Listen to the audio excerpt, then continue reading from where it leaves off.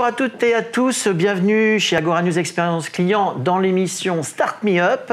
Et aujourd'hui, on a l'immense plaisir d'accueillir Valérie Pompilius, qui est la directrice générale de fanvoice.com. Alors, bonjour Valérie. Michael. Merci d'être sur le plateau. Merci à vous. Et Valérie, dites-nous, donnez-nous la carte d'identité de fanvoice.com. Alors, fanvoice.com, enfin c'est Fanvoice avant tout, a été créé il y a 4-5 ans. C'est issu d'une réflexion du PDG d'une SS2I. Donc on est avant tout logiciel SaaS, c'est une plateforme en mode SaaS. Et le but du jeu pour cette plateforme Fanvoice, c'est de faire parler, en tout cas de donner la parole aux communautés de marques, au sens large du terme, mais on va dire plutôt d'entreprise, d'organisation, etc. Fanvoice existe depuis 4-5 ans. C'est plus de création en 2015, une vingtaine de salariés, c'est ça ? Une vingtaine de salariés, voilà. D'accord. Et on est sur Paris, pour l'instant en France. Quelle est votre raison d'être ? Qu'est-ce que vous proposez à vos clients ? Alors, on intervient avant tout pour nos clients sur tout ce qui est collaboration participative, intelligence collective.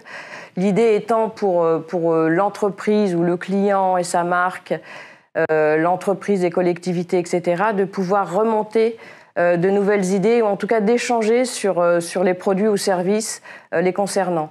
On reviendra tout à l'heure sur le mode de fonctionnement qu'on met en place, mais en tout cas, ça permet de redonner la parole tout simplement aux consommateurs, aux citoyens et aux collaborateurs. C'est aussi, avant tout, pour moi, important de penser en cercle vertueux. Ce n'est pas simplement la marque et son produit, ça va plus loin. Fanvoice, en typologie de clients aujourd'hui, vous êtes à la fois du B2B, B2C. Quels sont les secteurs d'activité ? Exactement. Vous couvrez un peu tout le monde, c'est ça ? On couvre pas mal de secteurs d'activité.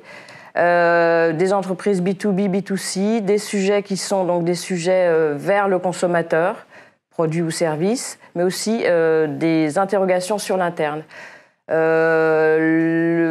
Historiquement, beaucoup de banques, assurances mutuelles. On a aussi tout ce qui est retail, FMCG, le sport. On va citer Seb, Decathlon, on va citer... Une très grande diversification quand même des secteurs d'activité. Oui, parce que le sujet, avant tout, est de pouvoir faire évoluer la relation qu'on a à travers un produit ou un service avec son consommateur ou son collaborateur. Alors, avant de parler du fonctionnement, au niveau de l'organisation de Fanvoice, vous avez dit tout à l'heure que vous avez une vingtaine de collaborateurs. Ça se répartit comment ? Il y a combien de départements ? Qu'est-ce que font ces salariés ? Alors, sur la vingtaine et quelques, on a déjà toute la partie technique, recherche et développement, partie un peu DSI, on va dire. Et puis, à côté de ça, vous avez donc toute l'équipe de vente, l'équipe direction clientèle et avant tout conseil, donc complètement experte sur tout ce qui est justement management de communauté. Et c'est super important parce qu'on se rend compte aujourd'hui qu'il faut accompagner nos clients. Donc, on ne les laisse pas juste avec la plateforme. Et c'est ce qui fait notre force aujourd'hui. Très clairement, c'est l'équipe qui accompagne.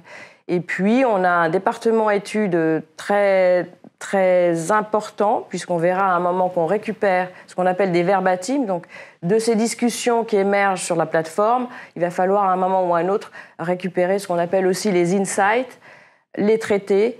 Et à ce moment-là, on a le département études qui intervient. Et puis, on a une petite cellule qui travaille sur le produit, qui le fait évoluer en collaboration avec la recherche et développement. Super. Justement, troisième partie, excellente transition, parler du fonctionnement. Oui. Alors, qu'est-ce que vous offrez à vos clients ? On parle de plateformes collaboratives, on peut même parler de design thinking, on va en parler tout à l'heure. En fait, c'est l'objectif, si j'ai bien compris, c'est bien de faire évoluer les produits et les services, voire d'en créer d'autres. Alors, comment ça se passe ? On a des problématiques clients selon la stratégie, la volonté de faire évoluer, on l'a déjà dit. À un moment, donc, on rentre en contact avec eux. La collaboration se fait très en amont parce qu'il faut penser sur le fond et sur la forme, la façon dont on va pouvoir revenir vers leurs contributeurs. Les contributeurs, ce sont avant tout généralement les clients ou les collaborateurs, en tout cas le fichier, si on peut dire ça comme ça, issu des bases clients. Donc le client revient vers les uns et les autres et en tout cas par voie d'email les convie à venir sur la plateforme avec une plateforme qui est en mode masqué ou pas, mais directement ouverte à ceux qui souhaiteraient, accepteraient de participer. À partir de là, l'inscription se fait simplement. On a des participants qui deviennent vite contributeurs parce qu'on les accompagne sur la plateforme de façon assez ludique et intuitive à pouvoir comprendre les attentes de nos clients et pouvoir participer et évoluer. Ce qui est intéressant en tout cas, quand on regarde les différentes discussions qui sont en cours, on peut aller sur la plateforme, on peut en voir certaines, c'est la bienveillance, l'intérêt qu'on porte au sujet et la façon de rebondir d'une idée à l'autre de façon assez participative et collective. Vous êtes aidé donc au niveau des outils, bien sûr par cette plateforme éditeur de logiciels, vous l'avez dit tout à l'heure en mode SaaS, et puis aussi derrière par les études, par des systèmes d'algorithmes et de reprise de verbatim qui vous permettent d'améliorer et de faire évoluer les produits. Ça c'est pour la fin de l'histoire, effectivement. On a un système de reporting déjà, complètement stat, déjà quantitative, qui permet de faire évoluer éventuellement le questionnement tout au long de la campagne. Une campagne, on demande généralement de laisser en ligne entre 1 mois et 3 mois, cette campagne pour voir justement aller jusqu'au bout des choses sur ce questionnement. Parallèlement à ça, on peut intervenir et la faire évoluer si nécessaire. Et à la fin de cette campagne, on a la possibilité, grâce à l'intelligence artificielle, l'algorithme qui est accroché à la plateforme, si je puis dire les choses ainsi, on a la possibilité de faire remonter toutes les catégories d'idées qui ont pu émerger. Et derrière, le département études peut travailler à l'analyse de façon plus précise. Et c'est comme ça donc qu'à la fin, on arrive à avoir des évolutions de services, de produits, voire donc de création de nouveaux produits. Et c'est là où ça devient intéressant. Ouais. C'est véritablement l'avenir. Et justement, pour conclure, c'est quoi les objectifs aujourd'hui de FindVoice et les évolutions notables auxquelles vous pensez Alors la première, on parlait de carte d'identité tout à l'heure. C'est vrai qu'on est dans le 17e. La volonté demain, c'est de parler de passeport.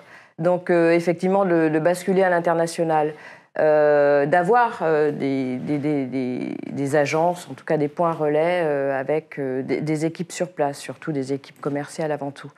Ce qu'il faut savoir, ce que je n'ai pas dit, et ce qui est important aussi sur cette plateforme, certes, on a un outil qui est useful, on va dire, qui est clair pour les clients. On a un outil auquel on a ajouter cette intelligence artificielle. Et la troisième chose, c'est qu'on est multilingue. Donc déjà, aujourd'hui, de Paris, on est en capacité, on l'a déjà fait, de réaliser des questionnements auprès de plusieurs pays. Les marques en France ont envie de temps en temps d'avoir effectivement des retours de certains pays européens ou autres. Donc ça, c'est déjà fait. Demain, effectivement, la volonté, c'est d'aller probablement sur un pays européen. On n'a pas encore choisi exactement lequel, mais c'est dans la stratégie de l'année prochaine. D'accord, donc en tout cas, ça fait partie des objectifs. Donc, de déployer votre savoir-faire à l'international et notamment dans des pays européens. Valérie, merci pour cet entretien. C'était donc Valérie Pompilius, la directrice générale de FindVoice, pour l'émission Start Me Up d'Agora News Expérience Client. Merci à toutes et à tous. Merci encore une fois, Valérie. Merci beaucoup.